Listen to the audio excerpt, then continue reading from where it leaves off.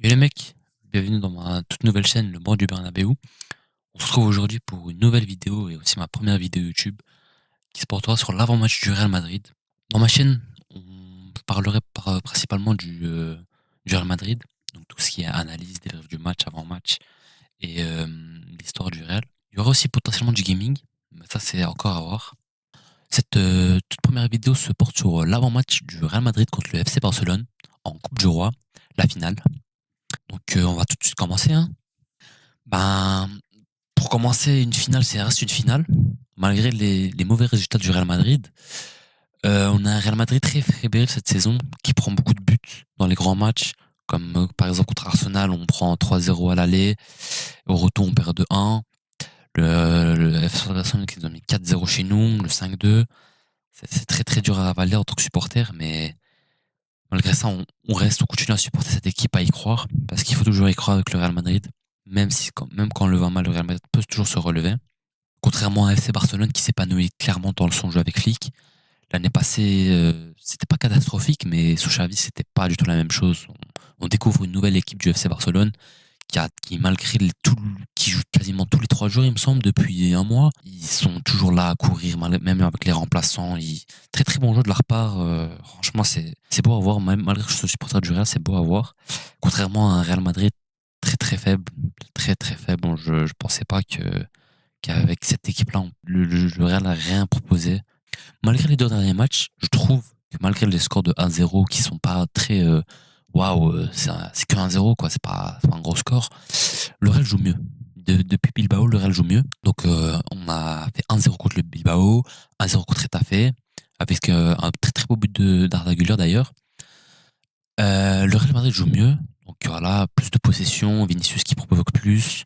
Certains diront que c'est certains diront que c'est parce qu'il n'y a pas Mbappé, mais personnellement je pense que ça n'a aucun rapport. C'est juste voilà, je pense que Vinicius a compris qu'on est le Real Madrid, que les supporters attendent plus de cette équipe. On veut gagner des titres, c'est tout à fait normal. Avec cette équipe-là, on doit gagner des titres. On ne peut pas se permettre de faire une saison blanche. Donc voilà, euh, beaucoup d'absence des deux parties. Donc voilà, genre le Real Madrid, on sait très bien que déjà il y a Carvajal et Militao qui sont out pour toute la saison quasiment, ou soit pour reprendre en Coupe du Monde des clubs. Malheureusement, ils ont fait les ligaments croisés en début de saison. De grosses pertes, bien sûr, mais une perte pas bénéfique, je dirais, mais la perte de Militao a pu nous faire découvrir Raúl Asensio. Raúl Asensio que je trouve, il est incroyable. Ce jour-là, il est incroyable. Il se tue pour le maillot, il joue pour le maillot vraiment. Et Carvajal, Carvajal qui nous laisse sur notre faim. Avec Lucas Vasquez, moi je suis pas du côté de Lucas Vasquez parce que ceux qui disent qu'il ne faut pas le critiquer, je pense que si, au bout d'un moment, ça fait 3 ans qu'il joue au poste de latéral, il fait toujours des erreurs et c'est très répétitif, ça, on en a marre quoi.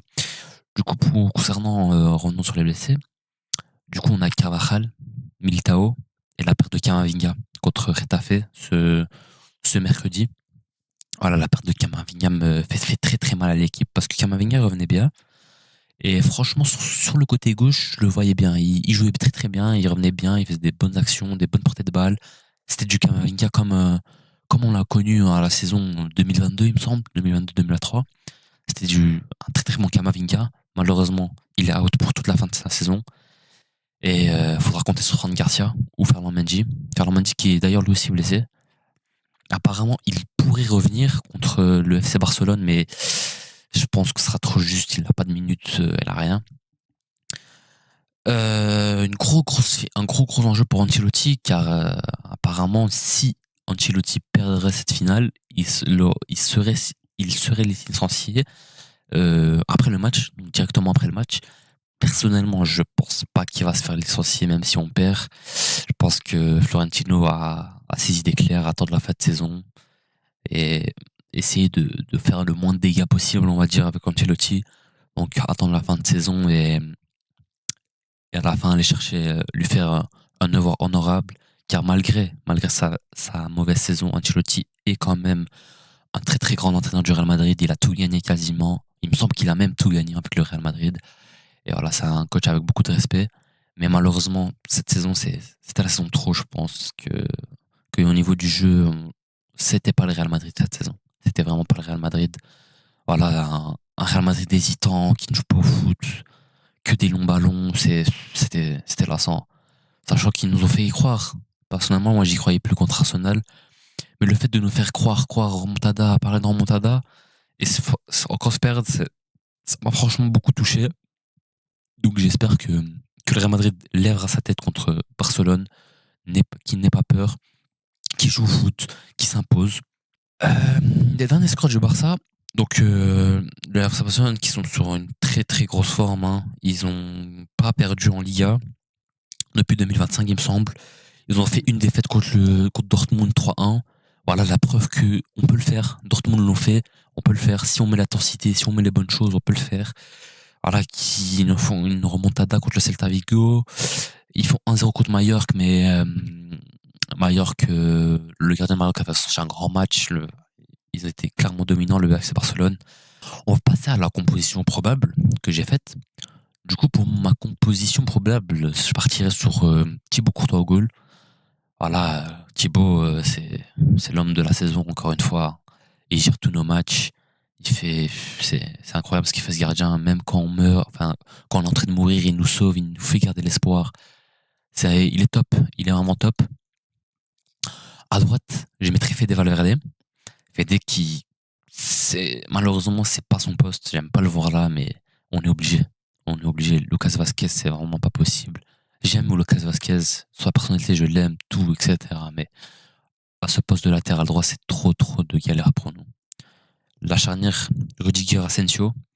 Comme j'ai dit, Asensio, c'est une pépite. C'est une pépite du football espagnol. Un très, très grand défenseur. J'espère qu'il a un grand avenir en lui.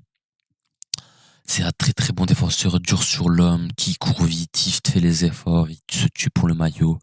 Même s'il a des crampes, il va jouer, il va se donner à fond. Rudiger qui joue depuis pas mal de mois blessé apparemment. Et c'est tout à fait à son honneur de, de jouer quand même, parce qu'on n'a pas de remplaçant. À la base, il se blesse à chaque match.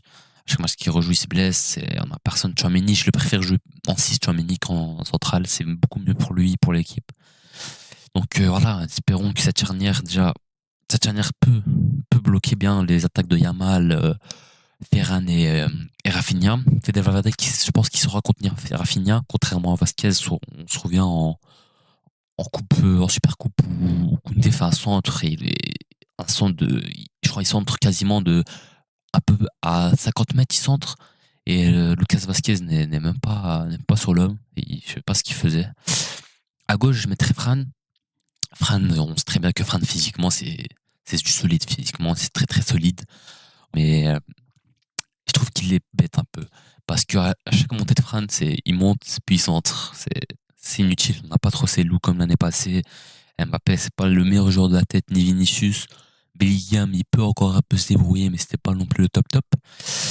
Passons au milieu de terrain, où je pense que le match va jouer si on a un milieu de terrain solide. Tout va bien se passer, mais si c'est la catastrophe, on va se faire encore encaisser pas mal de buts. En 6, Tchouaméni qui revient très très bien. Je me rappelle qu'il était beaucoup critiqué. Moi-même, je l'ai critiqué, Tchouaméni, en première partie de saison. Même si joueur central, je pensais qu'il pouvait faire mieux quand même. Mais là, depuis 2-3 mois, il excelle vraiment en 6. Un patron, un vrai 6. Après, ensuite, devant Tchouaméni, je mettrais Ceballos et Modric. Malgré que Ceballos n'ait pas eu autant de temps de jeu, beaucoup de temps de jeu depuis sa reprise de blessure, je pense il nous faut mettre ces deux joueurs-là. Modric qui gère le ballon, qui a la vision, qui a la vista. Ceballos c'est aussi qui nous fait un peu penser à Kroos parfois, comme c'est lui un peu pour pallier l'absence de Kroos. Kroos qui était notre métronome, hein, au milieu de terrain, c'est lui qui gérait le tempo, c'est lui qui disait quand accélérer, quand reculer, quand faire ci, quand faire ça. Passons du coup en 10, Bellingham. Bellingham qui joue encore blessé, hein. Je sais pas si vous avez vu la photo où contre le match contre Retafe, ben, avant qu'il rentre, on lui met des tonnes de bandages. Je sais pas comment il le fait. Moi, personnellement, ça me gêne tellement de jouer avec une tonne de bandages comme ça sur mon épaule. Faudrait penser à le faire opérer, parce que je pense que ça le gêne, même s'il le dit pas, ça doit sûrement le gêner. Un Bellingham Bellingham timide, même s'il fait les efforts, je trouve qu'il fait du sur-effort pour rien parfois. Il court un peu partout, je sais pas. fait, il passe d'une saison où il était quasiment neuf à là, il revient à un poste de 10. Il sait pas comment vraiment parfois se placer, mais c'est du Bellingham. Il peut sortir un très très gros match. Parce que c'est une finale, comme j'ai dit, c'est une finale. Le Real Madrid est fait pour jouer les finales et pour gagner les finales surtout. Ensuite, le duo. Le duo en attaque, Vinicius Mbappé. Un Mbappé qui commence, enfin, qui fait une bonne deuxième partie de saison, contrairement à la première qui était, c'était catastrophique.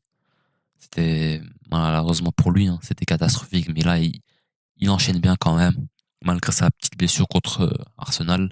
J'espère que demain il sera en forme. Il nous faut le même Mbappé qu'en finale de Coupe du Monde. Je sais pas si vous vous rappelez où il met le triplé là. Il nous faut le même. Ensuite, Vinicius. Bah, comme j'ai dit, Vinicius, dans les 2 derniers matchs, il s'est retrouvé. Ce qu'on demande à Vinicius, c'est de tout le temps recréer du mouvement, effort, dribbler, c'est ça qu'on le demande. Vinicius, on doit lui passer le ballon, il dribble, il fait des nouveaux mouvements, et tu vois, il percute. C'est ce que je demande de Vinicius.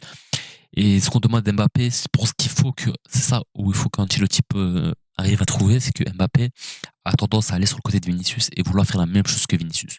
Mais on n'a pas besoin de ce Mbappé-là, on a besoin d'Mbappé qui pas reste en pointe, parce que c'est pas le Mbappé aussi qu'on veut rester en pointe et finir. On veut Mbappé qui crée moins, qui laisse créer Vinicius et qui combine avec le duo Vinicius-Bellingham, qui pourrait, et ça là, je pense que ça pourrait très très bien fonctionner contre le FC Barcelone. Et d'ailleurs aussi, le FC Barcelone qui joue pas mal leur jeu. On a vu contre Mallorca, contre Mallorca et contre le Celta Vigo que ces temps-ci, l'alignement est bon parce qu'il y a beaucoup d'hors-jeu, mais ça passe. Il y a des fois, ça passe. Et je pense qu'Mbappé et Vinicius, malgré que s'ils sont sifflés 2 fois, 3 fois hors-jeu, faut quand même espérer, parce que ça va passer au bout d'un moment. J'espère que Ancelotti a fait attention à ce piège du hors-jeu du FC Barcelone et va essayer de faire attention que ça peut passer, hein. Même s'il a été, je ne sais plus, je crois, 14 fois, il me semble, hors-jeu lors du premier Classico, on prend 4-0. Là, ça va passer. Et il faudra finir, par contre. Parce que si tu finis pas, le FC Barcelone ne va pas hésiter et va aller marquer. Sur le banc, sur le banc, je mets tout le reste, hein. Rodrigo, c'est un joueur que j'apprécie beaucoup, mais ces temps-ci, il ne fait rien, malheureusement. Je l'aime très, très fort, Rodrigo, mais là, c'est pas catastrophique, mais c'est quasi, quoi. Et même, je pense, que ça apporterait de la fraîcheur. On remplace un Ceballos on remplace un Modric ou un Ceballos par Rodrigo, on passe à un attaque à 3, et on redescend Bellingham en 8, ce qui est faisable.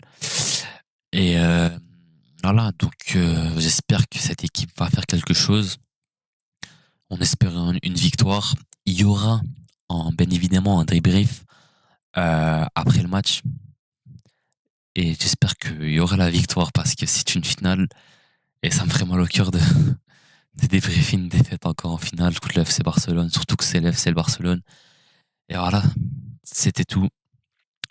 On se retrouve pour le débrief. Le débrief, je le poursuivrai normalement, je pense, dimanche. On se retrouve pour le débrief et la paix sur vous. Ciao, ciao.